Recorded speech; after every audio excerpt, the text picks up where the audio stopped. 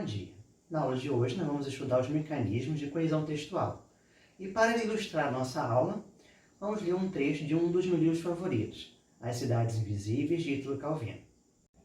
Marco Polo descreveu uma ponte pedra por pedra. Mas qual é a pedra que sustenta a ponte? Pergunta Kublai Khan. A ponte não é sustentada por esta ou aquela pedra, respondeu Marco, mas pela curva do arco que estas formam. Kublai Khan permanece em silêncio, refletindo, depois acrescenta. Por que falar das pedras? Só o arco me interessa. Paulo responde. Sem pedras, o arco não existe. A coesão é a ligação entre as palavras, expressões ou frases. Ela se manifesta através de elementos gramaticais que estabelecem a conexão entre as partes do texto. Em outras palavras, a coesão é aquilo que vai ligar as palavras formando frases e ligando as frases de forma que elas formem um parágrafo. Em textos bem escritos, um pensamento está conectado ao outro. Isso leva o leitor a se mover com facilidade de um ponto ao outro do texto e a entender como as ideias presentes nele estão interligadas. Em outras palavras, um texto bem escrito é aquele onde as palavras, as frases, os pensamentos estão todos conectados. Não há nada solto. Tudo faz parte de um grande conjunto que é o texto. A coesão de um texto é garantida através de elementos coesivos, como os conectivos, por exemplo. Na língua portuguesa, são várias as palavras e expressões que assumem a função de elementos de coesão. Nós temos as preposições, como a, de, para, com, por e outras, as conjunções, os pronomes e os advérbios. E agora, quais são os tipos de coesão?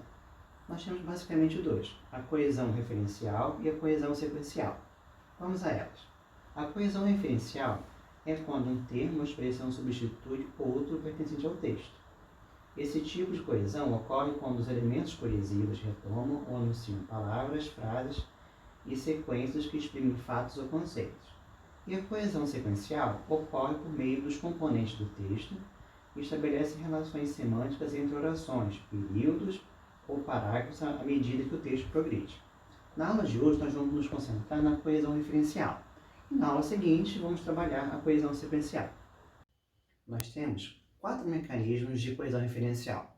O primeiro deles é a anáfora. A anáfora ocorre quando um termo já dito é recuperado por meio de um elemento coesivo. Vejamos o exemplo. Mariana e Luiz Paulo são irmãos. Ambos estudam inglês e francês. Se vocês observarem bem, o pronome ambos tem a função na frase de retomar Mariana e Luiz Paulo, evitando a repetição. Toda vez que isso ocorre numa frase ou num texto, nós temos um exemplo de anáfora. O outro exemplo vem a seguir. Aquele que recebe um benefício não deve jamais esquecê-lo. Aquele que o concede não deve jamais lembrá-lo. Se vocês observarem, o pronome lo, o e lo aqui no final tem a função de retomar o substantivo benefício.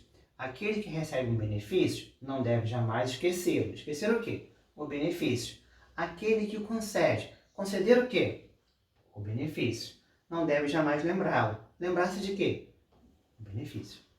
O segundo mecanismo de coesão referencial é a catáfora.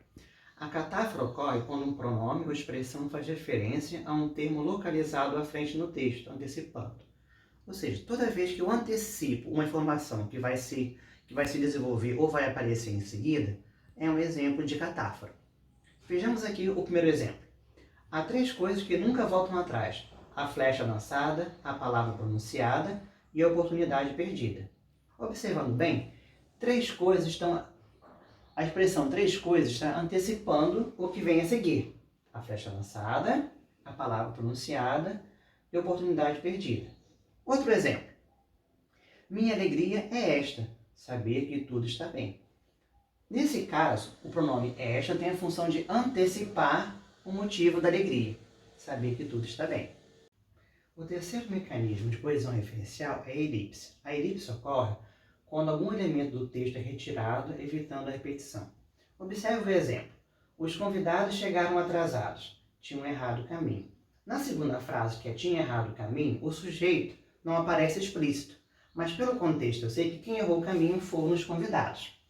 Então, toda vez que eu omito um termo que já apareceu antes, para evitar a repetição, nós chamamos de elipse. O quarto e último mecanismo de coesão referencial é a reiteração.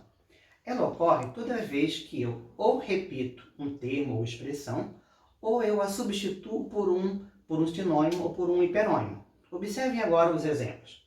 Questionar não é duvidar. Questionar é querer saber mais. Aqui o autor, por uma questão de ênfase, ele repetiu o mesmo termo questionar. Questionar não é duvidar. Questionar é querer saber mais. Uma outra forma de reiteração ocorre no segundo exemplo. A porta se abriu e apareceu uma menina. A garotinha tinha olhos azuis e longos cabelos dourados. Nesse caso, o autor da frase fez uma troca, substituiu uma menina por um sinônimo, a garotinha, mas mantendo assim a coesão entre as informações. Essa foi a nossa primeira aula sobre coesão textual, que continuaremos na próxima semana. Até mais!